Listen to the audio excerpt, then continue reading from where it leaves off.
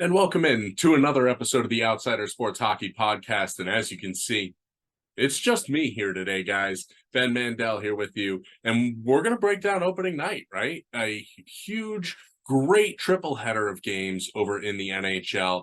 Started off with Nashville and Tampa Bay. Then Chicago went to Pittsburgh, as you saw number one pick from 2005, Sidney Crosby battle it out with number one pick in 2023, Connor Bedard. What a game we saw there. And then the nightcap, Seattle, as the Las Vegas Golden Knights raised their banner. The most recent two expansion teams went at it. And I'll give you my takeaways really from each game. First, let's take a look at the Nashville Tampa Bay game. And I do want to point out early on, my friend Dylan, you may know him from the Outsider Sports Football and Baseball podcasts or his own shows as well. Dylan, definitely a lot of great content. You should check him out. You definitely, though, he's watching this game. He's texting me. He's like, wow, Nashville looks really bad. Well, Nashville, they almost ended up coming out of this one with a win. It was a very strong third period for Tampa Bay after they opened the game on fire. Just two shots in the first for Nashville. They ended up finishing the game 34-31, shots on goal advantage to Tampa Bay. But really, the power play was solid for Tampa. You know, the goaltending wasn't bad, even though Vasilevsky's dealing with the injury, probably the biggest challenge that Tampa Bay's facing. But they blocked 17 shots. I think this team is going to be fine. And to think that Tampa Bay is going to take a step back, maybe a little premature, because look, when Vasilevsky's healthy, he's still south of 30. This guy is unbelievably good and arguably the best goalie in the world. The only ones you can argue in his place would be Igor Shesterkin or Ilya Sorokin in New York. So look, Vasilevsky, he's still there. Nikita Kucherov has proven he can still play. You know, you have Braden Point. You know, there are tons of pieces. Steven Stamkos still there. I don't expect this regression from Tampa Bay. This is going to be a playoff team still. And I mean, look at what they've done in the regular season, even when they did win the cup, right? The year they won the President's Trophy was the year they got bounced and swept in the first round by Columbus. You know, when they've won their cups, they haven't necessarily put everything into the regular season, but, you know, more gearing up and getting ready for a big time playoff run. So, that's more or less what you see out of the Tampa Bay Lightning in the regular season. And this was a game, I think this was a statement for them to show that they are still here. Now, for Nashville's side of things, I think they ended up doing a good job of battling and getting back into this hockey game. They went down 1-0, and UC Zaros kept them in this hockey game. He played outstanding through the first two periods. And, you know, through the first really 25 minutes of the game, he was under siege. Then Nashville was able to settle in, get their feet underneath them. They got the goal on the power play. They ended up taking that 2-1 lead. But, you know, Tampa Bay, they storm back, they figure it out. And just like that, the Nashville Predators are 0-1, 2 points for Tampa Bay.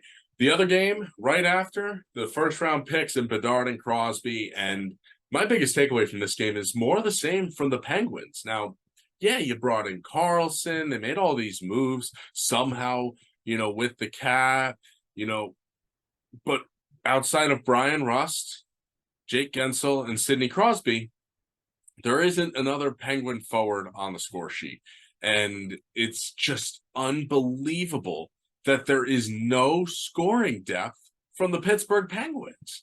I just do not understand it. And even with the goals that the Crosby line scored, that Rust scored, Crosby scored, still a -2.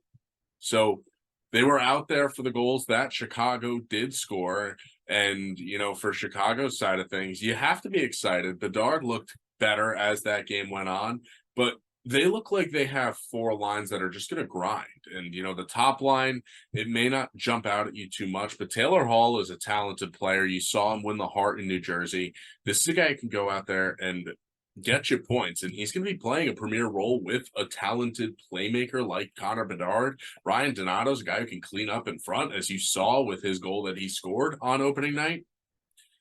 look out for Chicago. They're not going to be a playoff team, but they're going to be pesky. And definitely Connor Bedard is not looking like one of those rookies that's going to take a few years to pop. He's not going to be an Alexis Lafreniere. He's not even like Jack Hughes, who took 3 years really to finally get going. Now, we do need to see the goals, but I don't doubt that. His release is quick and he pulls it in real close to his body. It's tough for goaltenders to get a read on it. We're definitely going to see a lot of special things coming from Connor Bedard. Now, the nightcap, the Vegas Golden Knights raising their banner, Mark Stone bringing out the Stanley Cup. Really, it was a lot of fun to watch. Just if you're on the East Coast, probably wasn't a big fan of it starting at 11:15 at night. I digress, though. This was a good hockey game, and even though the scoreboard didn't necessarily look great, and Vegas got out to that early lead, and ended up taking a 3-0 lead at one point, Seattle they really still played a good game, and the outside of the faceoffs, Seattle really didn't do much worse, right? They took less penalty minutes. The face-off percentage was 40% for Seattle. Definitely something that needs to get better, but they had more shots. They had 15 hits to Vegas's 20. That's not getting out hit like crazy. And in terms of blocks, you had 21 from Vegas and 18 for Seattle. They didn't get played or pushed out of this game. It just shows how dominant of a team Vegas is, that even when they aren't playing their best game, they still are one of the premier teams. Now, I did not give Vegas nearly enough credit going into the playoffs last year. I really thought Vegas was going to get bounced.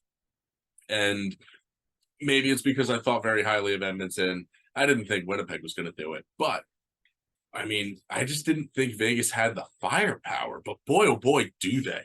And Jack Eichel, he is something special. And it's really cool to see that he was able to beat Connor McDavid in the playoffs last year and get himself to a Stanley Cup and winning a Stanley Cup at such a young age, coming back from the injuries. Really like to see that story for Jack Eichel. But, really, I think guys like Mark Stone, Chandler Stevenson, the defense that they have built there, White Cloud and Martinez aren't even playing right now, and they're that good. Aiden Hill, is he going to be another Jordan Binnington where he comes in, carries them to the cup? I know he did it in the playoffs while Binnington kind of did it throughout the regular season.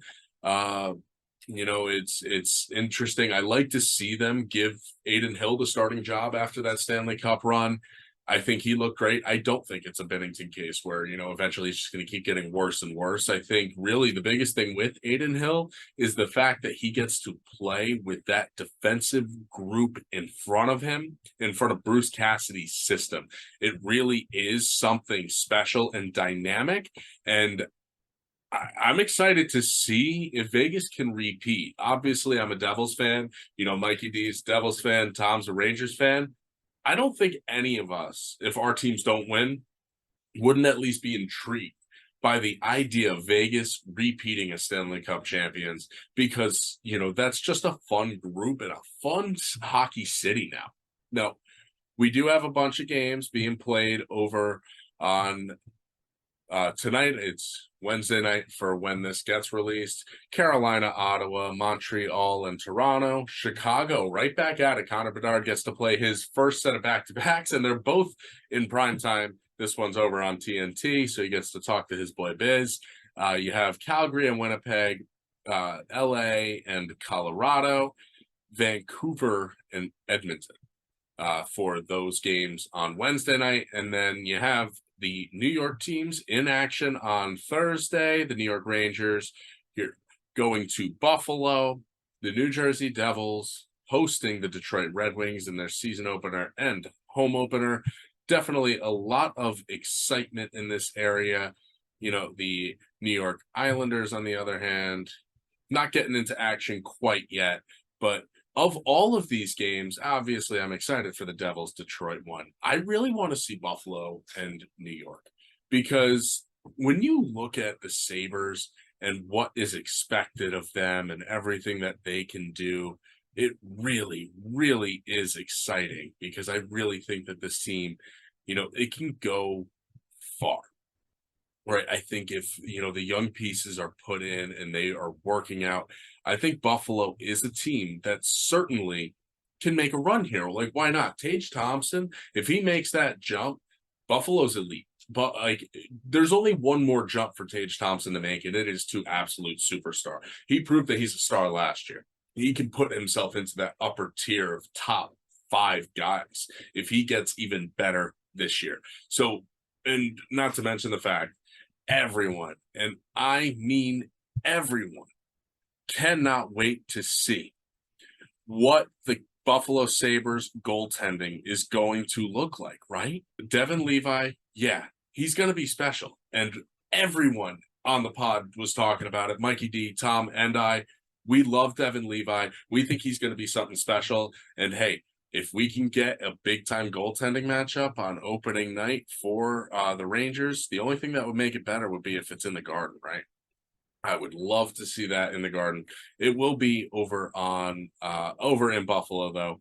But when you look at the Rangers, though, at the same time, you have the new coach in Peter Laviolette.